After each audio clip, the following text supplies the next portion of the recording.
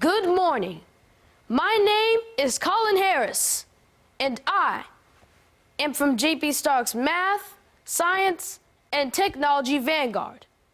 I am here to tell you what Dr. King's vision would be for America in 2020.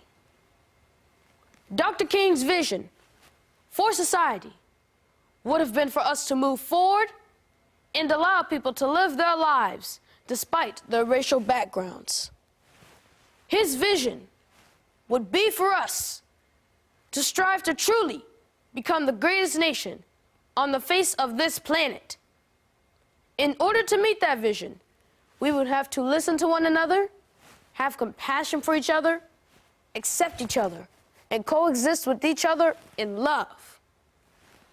Most Americans have been taught about Dr. King, know about his famous I Have a Dream speech, or have celebrated Martin Luther King Jr. Day to honor his legacy.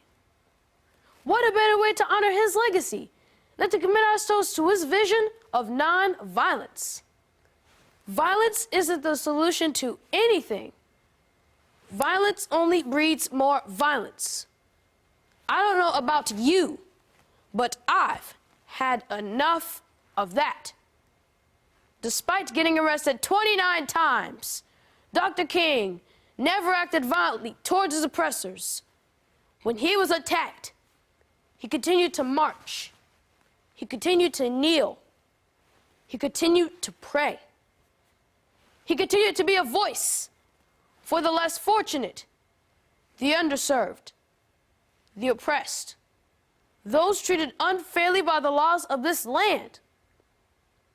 His vision would be for us to continue to carry the torch for freedom, light the path to equality, and shed a light on freedom. He would remind us that the only way evil exists is for good men to remain silent. Aren't you tired of being silent? Aren't you tired of the way things are going in this country? Aren't you tired? Aren't you tired? If so, do something. If you can't fly, then run. If you can't run, then walk. If you can't walk, then crawl. But whatever you do, keep moving forward. Dr. King's vision would be to see us come together as the people came together back during his time for a national march for freedom and justice.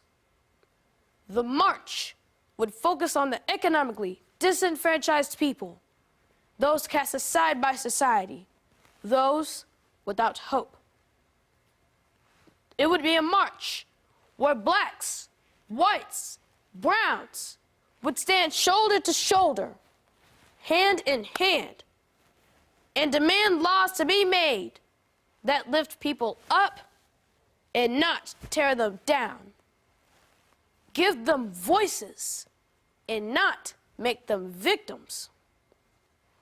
Dr. King would visualize a world where love would be the norm of the day, where people would stop and lend a helping hand to someone in need, where people would stop being in such a rush that they don't even take time to smile at another one of God's creations, where people would just stop, take a minute to see the possibility of every person in which they come in contact. That would be awesome. Dr. King would envision a world where all men are truly free, free from violence, free from hatred, free from injustice, free from inequality, free, free, free. Thank you. Thank you. Well done. Don't worry, I'll console you if you cry. Don't worry. It's okay, Mom. It's okay. I'm so proud of you. Yeah. I'm so proud. I hear him, I've heard him for the last few months practicing this in his room. And so when we got to this point, I was just like, I know he can do this. I know he can do it. And That was really amazing. Yeah. The fact that you were seriously able to memorize that, no way. That's phenomenal, really. It's possible to do it in one day. at you. Especially when you put your mind to it. yes. I use a certain strategy taught to me by a friend of mine. Yeah? What's the strategy? I need to know this. Basically, you start at the beginning and you memorize part of that speech, either part of a paragraph or an entire paragraph. Though in some cases with big paragraphs, it would be part of it. And then once you memorize that, and once you ensure that you did that, you move on to the next part and then repeat. Just There we piece go. by piece? Just piece by Yes. piece. All right. There you go. I predict good things for you. I do too. I think you're going to do really great things. Thank Very you. excited. What's going to happen when he's 12? Oh my gosh. I have no You're idea. doing this when you're 11? Holy smokes. Where do you go to school now? Oh, well, Vanguard? I go to JP Stark's Advanced Science and Technology Vanguard Academy.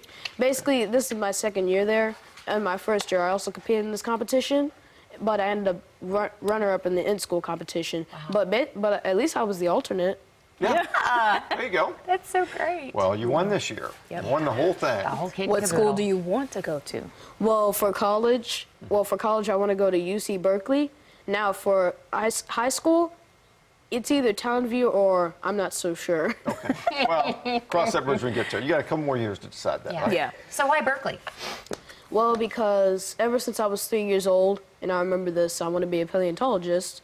Oh. And basically, Berkeley has this huge paleontology section. Plus, they teach in the way my school does. It's not just educational; it's also fun. Yep. And in my spare time, I also want to be a model for one of my favorite stores, Hugo Boss. Okay.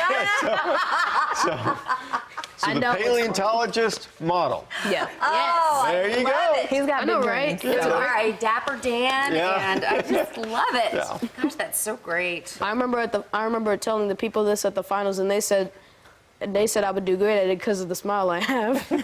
I was true. like You've got a flattering. beautiful smile. Colin, thank you so much.